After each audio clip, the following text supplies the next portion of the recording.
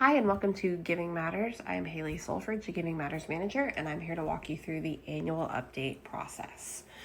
So you may have received an email regarding this, or you may just be trying to get ahead of the curve and see when your annual updates are due. You'll want to go to givingmatters.cfmt.org and click that login button.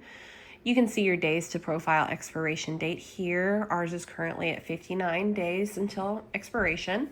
The annual update field, PDF is going to be there in the nonprofit resource guide.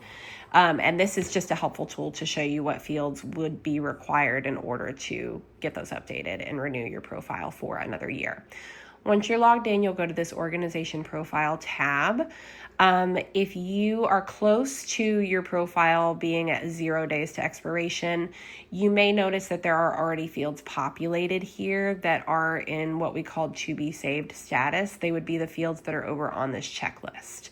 If they aren't, that's okay. We would just reset this to be saved field over to all fields. That would help you view the fields that you need to from that PDF. And you can just reference those fields over on the annual update checklist and make sure that all of those are up to date.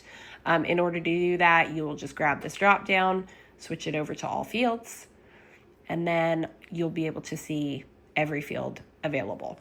So you'll reference the sheet on the left, the PDF, and we'll go to basic info first. This is referencing these little accordion topics over on the left side of your page.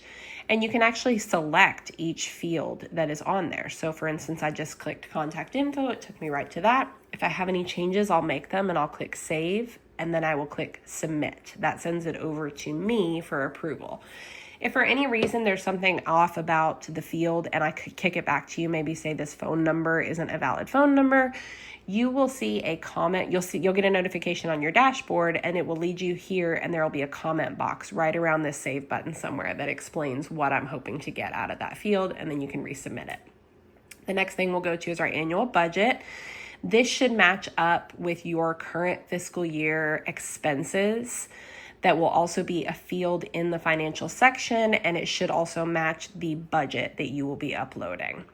The next thing we can switch over to is now our governance section.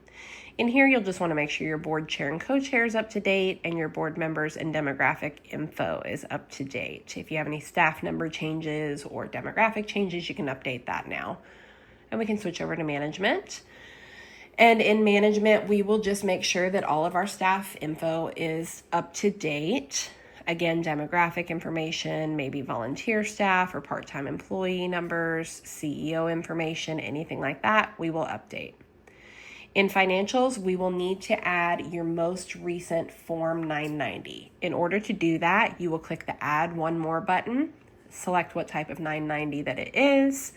You will fill out the year ending. So for instance, if you are in a split year and your year starts July 1st, 2023, but ends June 30th, 2024, we would type in 2024 here in this box.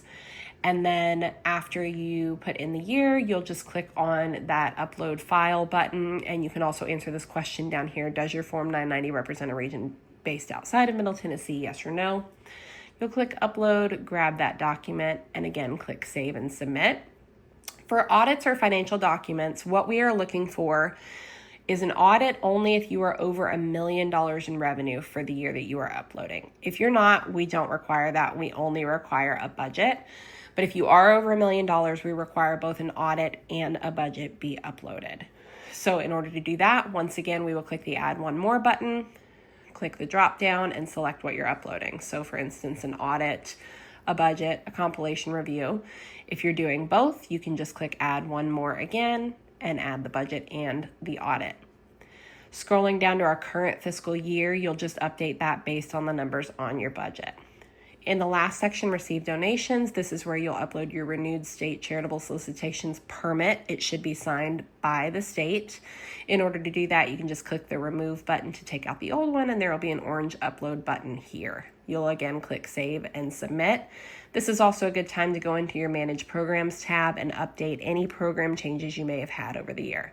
If you have any questions, please do not hesitate to reach out to me by phone, or you can email me at givingmatters@cfmt.org. Thank you so much.